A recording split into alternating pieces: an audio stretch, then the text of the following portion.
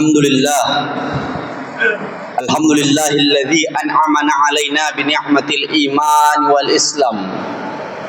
Walladzi anzala sakinata fi qulubil mu'minin liyazdadu imanan ma'a imanihim. Asyhadu an la ilaha illallah wahdahu la syarikalah wa asyhadu anna Muhammadan abduhu wa rasuluhu la nabiyya ba'da. Allahumma salli wa sallim ala Muhammadin wa ala alihi wa ashabihi wa man tabi'ahum bi ihsanin ila yaumiddin. Qala Allah Ta'ala fil Qur'anil Karim, a'udzu billahi minasy syaithanir rajim. Bismillahirrahmanirrahim. Ya ayyuhalladzina amanu taqullaha wa qulu qawlan sadida yuslih lakum a'malakum wa yaghfir lakum dzunubakum wa man yuti'illaha wa rasulahu faqad faza fawzan 'azima. Amma ba'd. Ma'asyiral muslimin rahimallahu tabaraka wa ta'ala, bersyukur kepada Allah Tabaraka wa Ta'ala atas semua nikmat dan karunia yang diberikan kepadanya. Maka dari itu, atas semua nikmat-nikmat yang Allah berikan, langkah besar adalah untuk meningkatkan ketakwaan kepadanya. Maka hadirnya kita melaksanakan ibadah tak lain dan tak bukan adalah untuk menjadi pribadi yang bertakwa. Maka bertakwalah kepada Allah. Bertakwalah kepada Allah. Bertakwalah kepada Allah. Takwa dalam arti mengerjakan apa-apa yang menjadi perintahnya, dan takwa juga berarti meninggalkan apa-apa yang menjadi larangannya. Maka takwa yang membedakan kita antara manusia satu dengan manusia yang lainnya. Ma'asyiral muslimin, dhuyuf rahman, tetamu Allah yang dimuliakannya. Hari ini hari Jumat 7 Safar 1447 Hijriah, bulan kedua dalam penanggalan kalender Qamariyah Hijriah. Safar berarti sunyi atau kosong. Safar diambil dari kata sifar, artinya nol atau kosong. Masyarakat Arab pra-Islam memaknai Safar adalah sebagai bulan kesialan bagi mereka. Memaknai Safar berarti tak ada arti apa-apa bulan ini, dan mereka menganggap bulan Safar ini adalah 12 bulan, dan 1 bulan ini mereka merasa bulan ini adalah bulan yang sangat sial karena kosong, sunyi.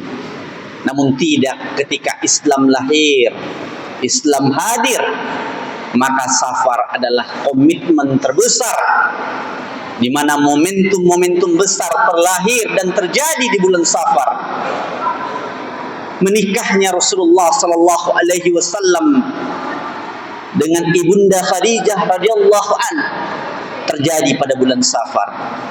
Hijrahnya Rasulullah sallallahu alaihi wasallam terjadi pada bulan Safar, dan menangnya Rasulullah sallallahu alaihi wasallam pada tahun ke-7 dalam perang Khaybar itu terjadi pada bulan Safar, dan takluknya Al-Quds, Baitul Maqdis di tangan Umar Amirul Mukminin terjadi pada bulan Safar. Maka Safar adalah bentuk komitmen terbesar kita, menyatukan kembali komitmen tersebut dalam sebuah komitmen besar kita di tahun ini. Maka kita harus kembalikan posisi dan proporsi kita. Untuk apa kita diciptakan oleh Allah Tabaraka wa Ta'ala, dan momentum tersebut adalah bagaimana bulan Safar adalah menjadi momentum terbesar kita untuk mengembalikan alasan-alasan kita diciptakan di atas muka bumi ini. Ma'asyiral muslimin rahimallahu tabaraka wa ta'ala, Radib al-Ashfahani, ulama abad pertengahan, menjelaskan ada 3 alasan manusia diciptakan di atas muka bumi ini. Dan alasan-alasan tersebutlah yang menjadi momentum besar kita untuk melaksanakan komitmen terbesar sebagai penghambaan kita kepada Allah, menjadikan puncak tertinggi orang-orang yang bertakwa tersebut. Maka Ar-Raghib Al-Asfahani membagi yang pertama, alasan manusia diciptakan di atas muka bumi ini adalah yang pertama, Allah perintahkan wa ma khalaqatul jinna wal insa illa liya'budun. Tak lain dan tak bukan kita diperintahkan untuk beribadah kepadanya. Maka alasan pertama kita diciptakan di atas muka bumi ini tak lain dan tak bukan adalah untuk beribadah kepadanya. Maka safar adalah momentum besar untuk memulai ibadah tersebut. Kalaulah seandainya tahun lalu ibadah yang kita lakukan itu adalah ibadah-ibadah yang mungkin adalah ibadah-ibadah keterpaksaan atau ibadah-ibadah yang penuh dengan kelalaian, maka safar adalah momentum kita untuk illa liya'budun. Wa ma umiru illa liya'budun. Allah itu hanya memerintahkan kita untuk beribadah kepadanya, mukhlisina lahuddin, dengan ikhlas memurnikan agama kita, kunafa, dengan istiqomah. Maka sudah selayaknya lah penciptaan pertama, alasan pertama manusia diciptakan itu untuk beribadah kepadanya dengan ikhlas, dengan istiqomah. Maka komitmen tersebutlah yang menjadi komitmen terbesar kita di atas muka bumi ini. Raghib Al-Asfahani menjelaskan bahwa kalaulah seandainya tak ada alasan penting manusia di atas muka bumi ini, itu seperti sebuah lampu yang tak berfungsi atau tak hidup lagi. Maka ketika lampu tersebut tak hidup, maka tak ada gunanya. Meskipun dia berdiri lama di atas meja, namun dia tak berfungsi, tak hidup, maka dia tak ada gunanya. Seperti itulah manusia. Ketika manusia Allah perintahkan untuk beribadah kepadanya, namun ibadah-ibadah, perintah-perintah tersebut dilalaikan, maka tak ada gunanya. Seperti lampu yang tak hidup dan tak guna dan tak memiliki kebermanfaatan sama sekali. Ma'asyiral muslimin rahimallahu tabaraka wa ta'ala, inilah komitmen utama kita. Memulai safar ini adalah untuk memulai komitmen beribadah kepada Allah tabaraka wa ta'ala, mukhlisina lahuddin, dengan ikhlas, hunafa, dengan istiqomah, jalan yang lurus. Maka demi Allah tabaraka wa ta'ala, bermanfaatnya kita di atas muka bumi ini dimulainya dari kita beribadah kepadanya. Itulah kebermanfaatan yang paling utama. Kemudian alasan yang kedua yang digambarkan oleh Raghib Al-Asfahani adalah manusia diciptakan dengan membawa mandat sebagai khalifah di atas muka bumi ini.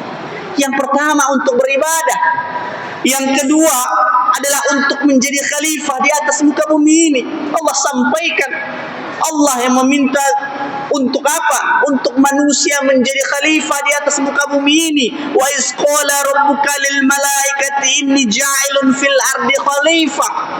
Allah menyampaikan kepada para malaikat bahwa dia hendak menjadikan manusia sebagai khalifah. Kemudian malaikat bertanya, qalu ataj'alu fiha may yufsidu fiha wa yasfiqud dima. Malaikat sendiri meragukan komitmen manusia. Justru mungkin manusia tersebut datang bukan untuk sebagai khalifah, tetapi untuk menjadi perusak di atas muka bumi ini. Alhamdulillah, Allah berikan kita keberkahan. Namun hampir setiap hari bencana alam terjadi di negeri ini. Apakah itu posisi atau potensi sebagai seorang khalifah? Bahkan hari ini Riau masih dikepung asap. Apakah itu fungsi manusia sebagai seorang khalifah? Maka pertanyaan besar tersebutlah.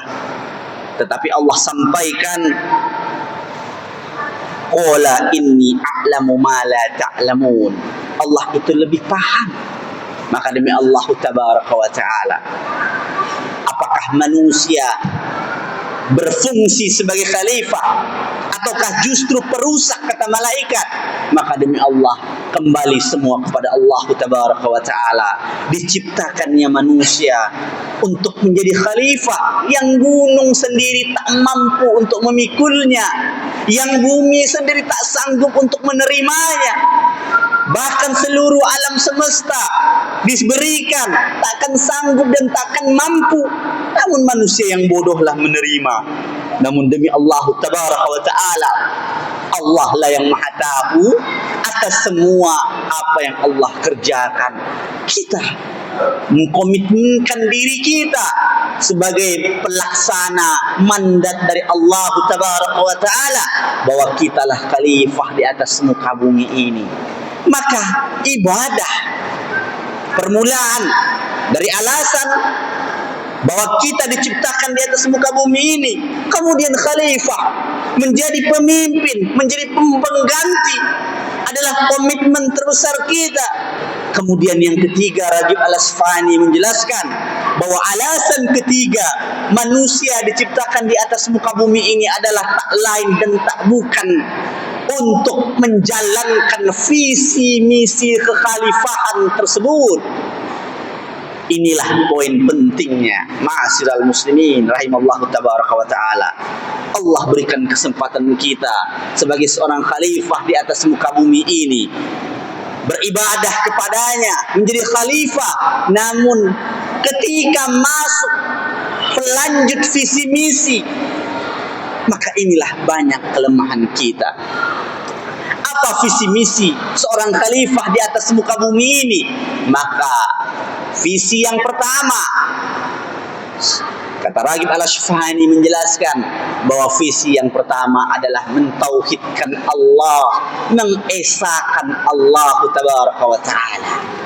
Sebagaimana Rasulullah sallallahu alaihi wasallam diangkat menjadi rasul pertama kali di kota Makkah, maka kurikulum pendidikan pertama Rasulullah sallallahu alaihi wasallam sebagai pelanjut risalah adalah ketauhidan, mengesahkan Allah. Dan itu dilakukan Rasulullah di kota Makkah 13 tahun lamanya. Maka visi kita sebagai seorang khalifah di atas muka bumi ini adalah mengesahkan Allah, mentauhidkan Allah, menghilangkan persekutuan-persekutuan yang ada padanya, menghilangkan ketakhayulan, bid'ah dan khurafat. Adalah komitmen khalifah sebagai visi mereka, visi besar khalifah. Maka demi Allah tabaraka wa ta'ala, meyakini iyyaka na'budu wa iyyaka nasta'in, bahwa Allah lah satu-satunya tempat disembah dan Allah lah satu-satunya tempat meminta. Maka ini adalah visi kekhalifahan. Banyak orang yang beribadah, rajin salat, haji setiap tahun, umrah setiap bulan, tak pernah putus salat 5 waktu, namun masih mensekutukan Allah, mensyirikkan Allah dengan usaha-usaha yang dilakukannya. Apakah ini sebagai visi kekhalifahan? Maka ibadahnya lancar dan dia yakin sebagai khalifah, namun tidak menjalankan visi sebagai kekhalifahan untuk mengesahkan Allah tabaraka wa ta'ala. Maka ini adalah salah besar sebagai seorang manusia.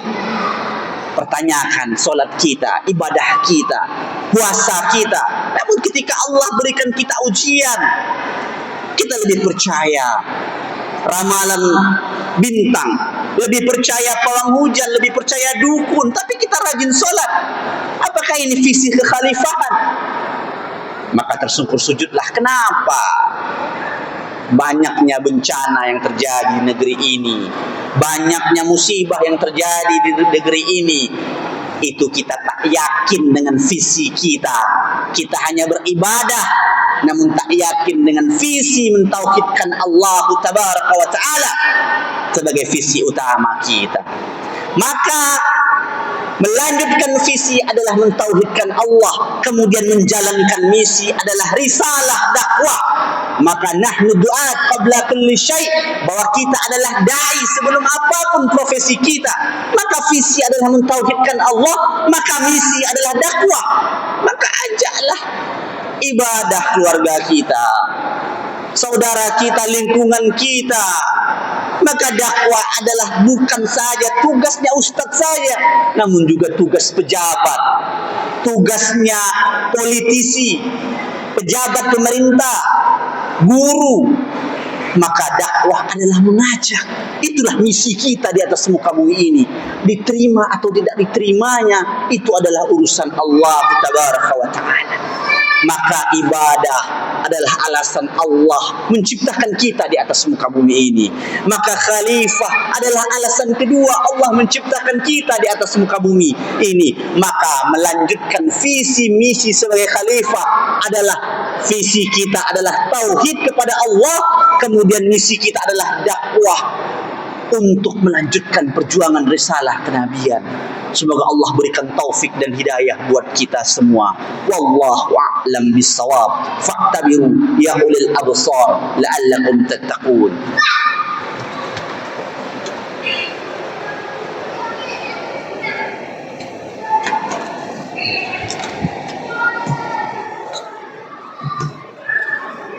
Innal hamdalillah nahmaduhu wa nasta'inu wa nastaghfiruh wa na'udzu billahi min shururi anfusina wa min sayyiati a'malina may yahdihillahu fala mudilla lahu wa may yudlilhu fala hadiyalah.